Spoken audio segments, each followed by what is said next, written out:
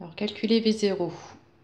Donc, V0, on calcule à partir de U0. Donc, ça fait U0 moins 1 sur U0 plus 1.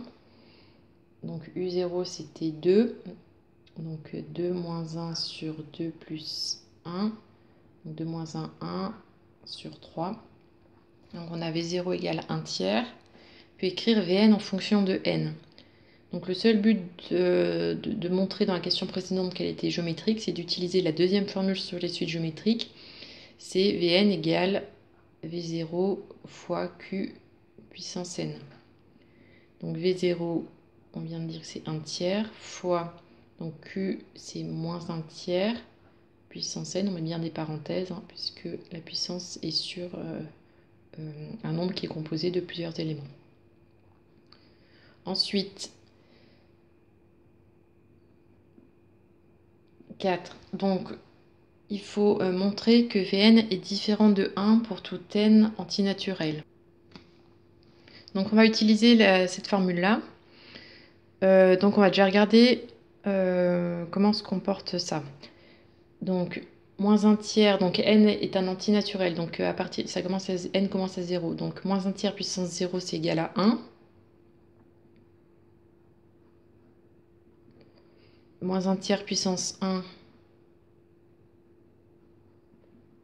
c'est égal à moins 1 tiers. Moins 1 tiers au carré, c'est égal à 1 neuvième, etc.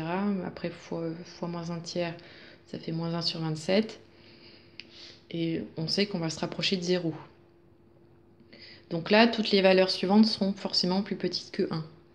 Donc, moins 1 tiers puissance n est inférieur ou égal à 1 pour tout n appartenant à n.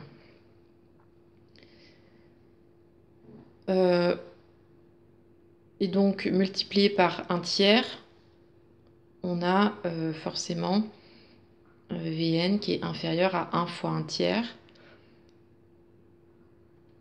Donc Vn qui est forcément inférieur ou égal à 1 tiers. Pour tout n appartenant à n. Donc Vn est différent de 1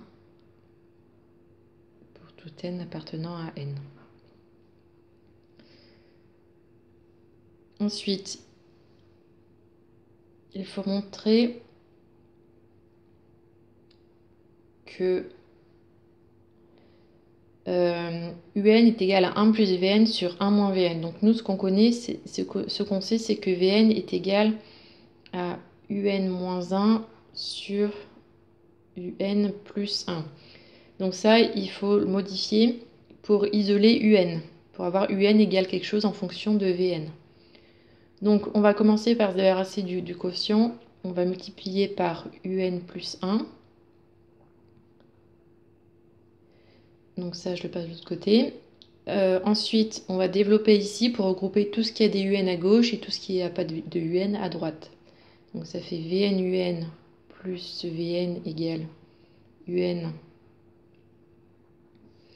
moins 1. Donc là, ce UN-là, je vais le passer à gauche. Donc équivaut à Vn UN moins UN égale moins 1, je le laisse ici. Et ça, je le passe de côté, donc moins Vn. Ensuite, je vais factoriser par Un. Donc Vn moins 1 est égal à moins 1 moins Vn.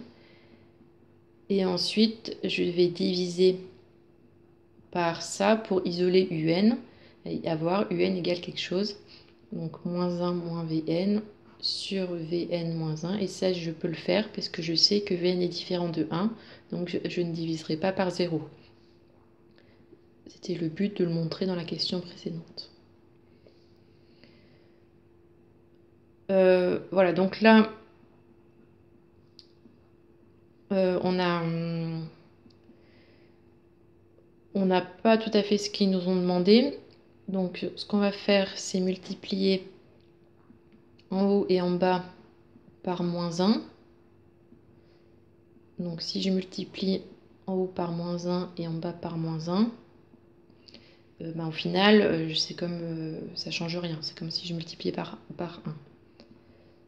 Donc du coup, je développe, ça fait 1 plus Vn sur moins Vn plus 1, donc 1 moins Vn. Donc c'est bien ce qu'il nous demandait de trouver.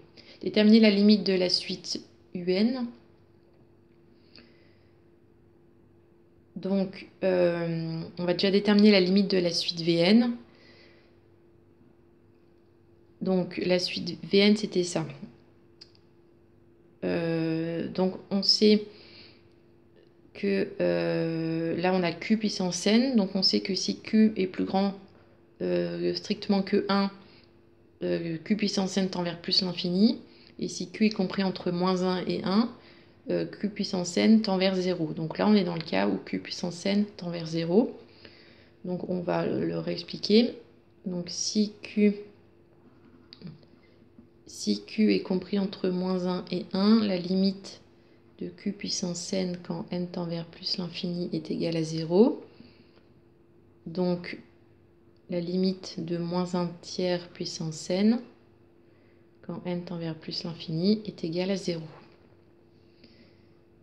Donc la limite, bon, après pour Vn, il faut juste multiplier par 1 tiers. Donc 0 fois 1 tiers, ça fait 0. Donc la limite de Vn est égale à 0 quand n tend vers plus l'infini. Ensuite, pour UN, donc Vn, on vient de dire que ça tendait vers 0. Donc 1 plus 0, ça fait 1. Ici, 1 moins 0, ça fait 1. Donc la limite de UN, quand n tend vers plus l'infini, est égale donc à 1 sur 1, donc 1.